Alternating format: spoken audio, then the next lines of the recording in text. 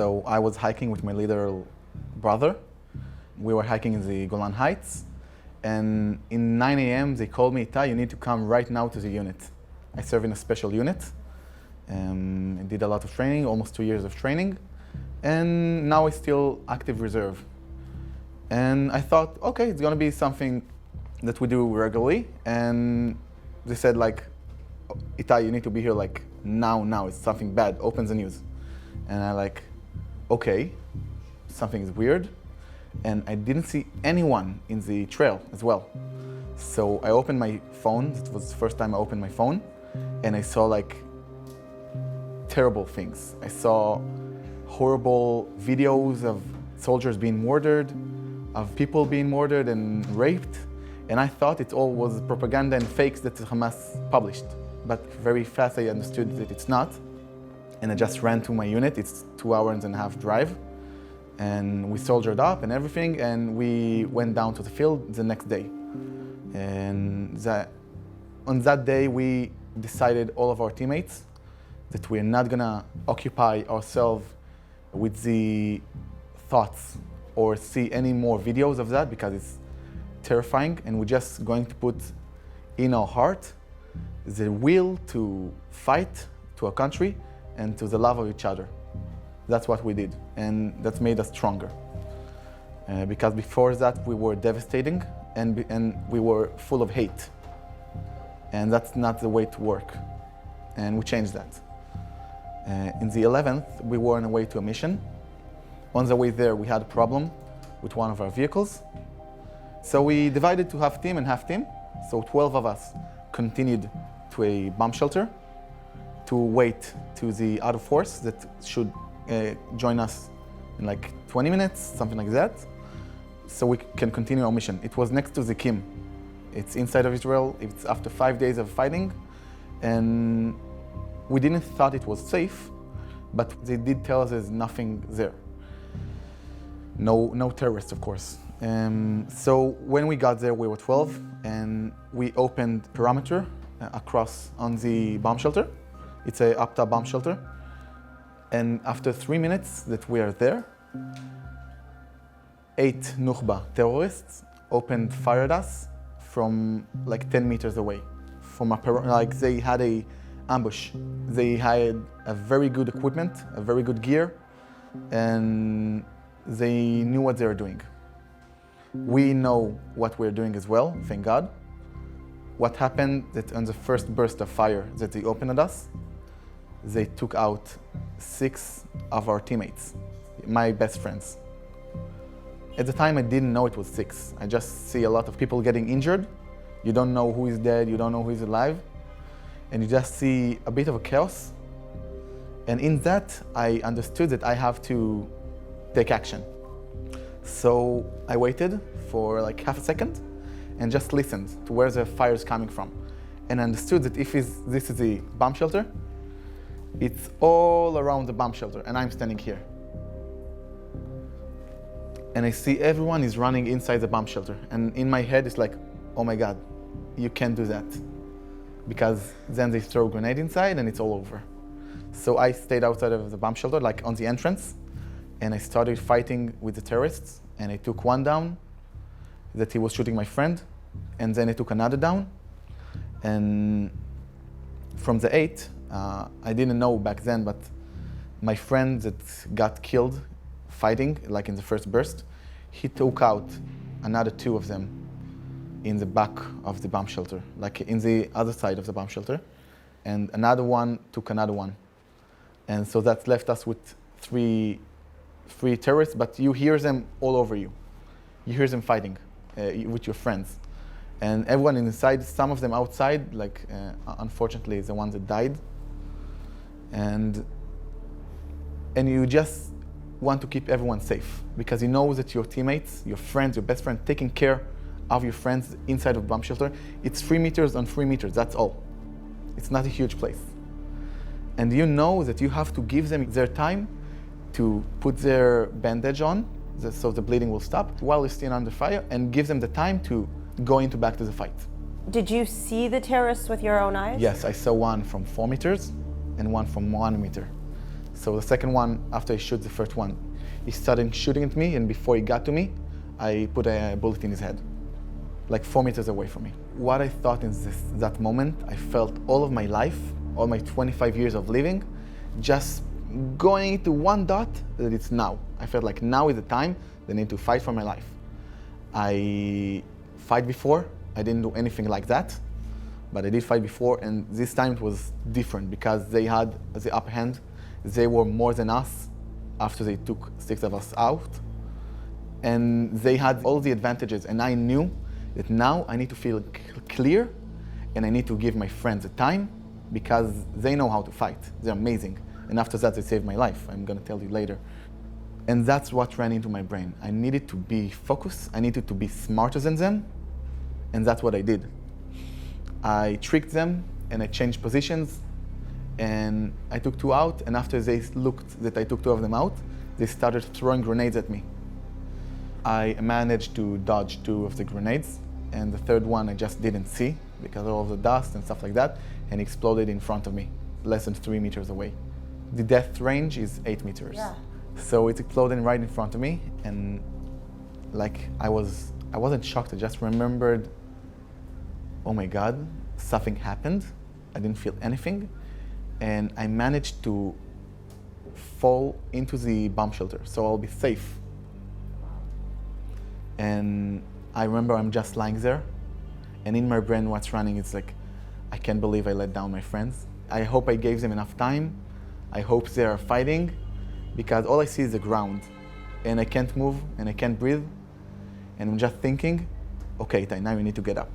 I'm just thinking about going back to the fight and killing the terrorists and being with my friends, my best friends that are my teammates, that I grew up with, you can say. In my brain, I still don't know that some of them are dead, but I know it's a bad condition. I knew that I'll be safe because I'm inside and because I trust them completely, and because I know they trust me completely. And that's why I felt like I failed them. Even though I didn't, of course. They're very glad I'm okay and that I killed the terrorists and we saved each other. And what happened, it's after I fell down, I couldn't move, I couldn't breathe, and I just thought to myself, okay, keep yourself calm and try to breathe. So I do like, and nothing's working. It's like you unplug a wire like this, and the only thing that's working is my eyes. And after several tries of trying to move, trying to do anything, I just go out of my body, and I'm very calm, and like I don't understand what I see. I look at my friends and they're fighting like crazy, they have fire in their eyes, and they know exactly what they're doing.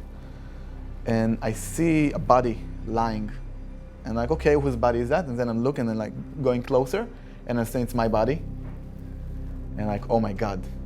And when I understand it's my body, I have flashes of memories of my family, of my friends, of my teammates. And I understand that I have to be there. I understand that no way I'm giving up. And I just start to shout in my body, start breathing, you have to breathe. And like begging for my body to do that. And I'm, in the same time, I'm very like calm because like I don't know, I feel like I'm dead. I just want to leave. But I don't let myself to do that. And I just shouted my body for like half a minute, and then it's vanished, and then I start to breathe. And in that moment, when I start breathing, I knew I'm gonna be okay. I knew that my team is gonna save me. My injury was, they thought I had a bullet in my hand. It's not a bullet, it's a big frags from the grenades. And here it just tore all of my side of the neck. It was all opened.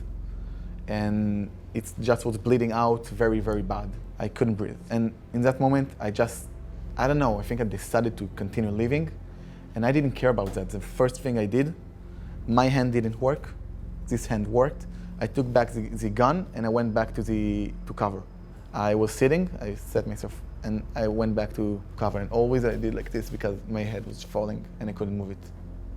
And my friend, when he saw that I'm alive, he ran to me, shouted in my ear, "Itai, you're bleeding heavily." And like, oh, that's why it's all so wet. And he just shoved his hand into my neck and saved me. All of that under fire, and he didn't leave me.